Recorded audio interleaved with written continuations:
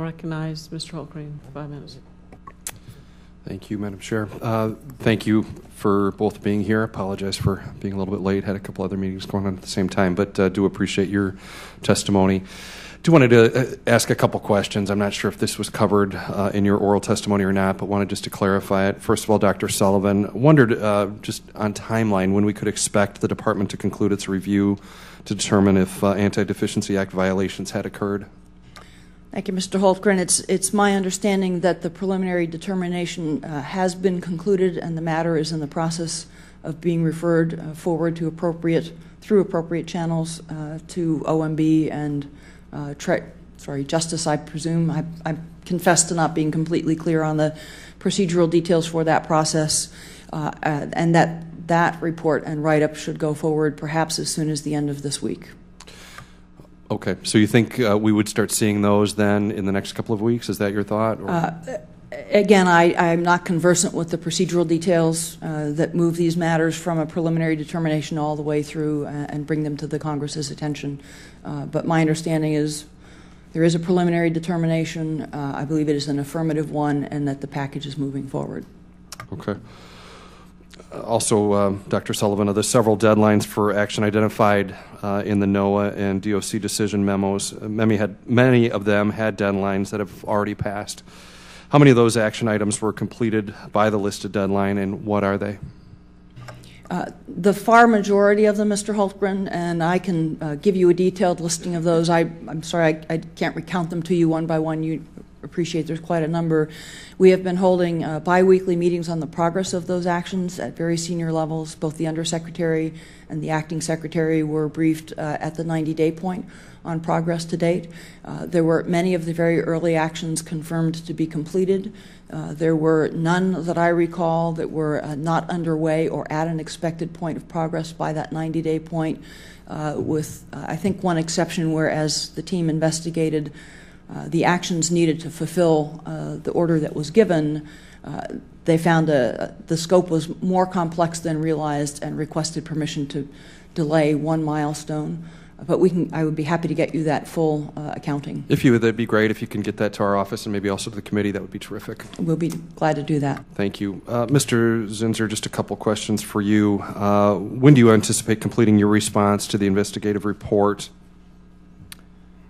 Sir, we really have just begun, because part of that is to go and track the progress of and the sufficiency of the corrective actions that have been directed and that NOAA and the department are putting in place. We have reviewed the reprogramming request, for example, and spoke to the appropriators about that, and that was subsequently approved. And we've received one report that Ernst & Young performed for NOAA and the rest of the department on SLTs, about how the controls are or are not in place for the SLT mechanisms that are used in the accounting of for the budget. Beyond that, most of our work is still underway, and it's hard to determine, exactly how long we'll be.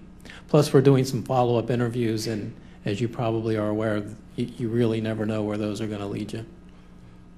With your work, do you plan on issuing some sort of report or other documentation of the work that reflects what you're doing in the investigation that that's ongoing now? Yes, sir. We have opened a formal audit, made the announcement, and we will issue an audit report upon its completion. But during the course of that, we'd be happy to come up and brief the subcommittee and keep you informed on the progress. Okay, and obviously we'd get copies of the report when that's completed. Is that right? Absolutely. Okay. Good. Also, Mr. Zinsser, in your testimony you identify a series of complaints that began in January 11th of 2012 relating to an NWS employee who allegedly promised funding for programs in return for hiring the employee's relative. Dr. Sullivan's testimony states that the investigative team found no evidence that the NWS employees committed fraud or received personal gain through their action. I wonder, based on your preliminary review of the allegations, do you agree with Dr. Sullivan's statement, or do you have any position on that? Yes, I think the review that the department and NOAA did focused strictly on the reprogramming issue.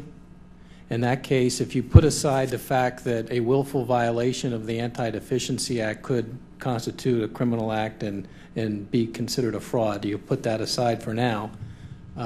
The issues that we reported about these series of hotline complaints dealt with a conduct issue and a contracting issue inside that same Office of Chief Financial Officer at the Weather Service, and not directly about the reprogramming.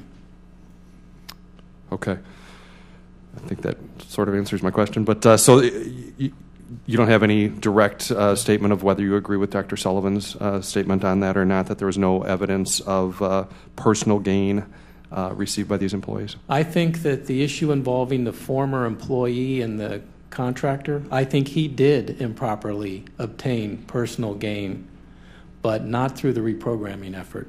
We didn't find any evidence in the reprogramming activities that money was going into anybody's pocket, for example. Okay. Thank you very much. I yield back. Thank you. I now recognize Mr. McNerney.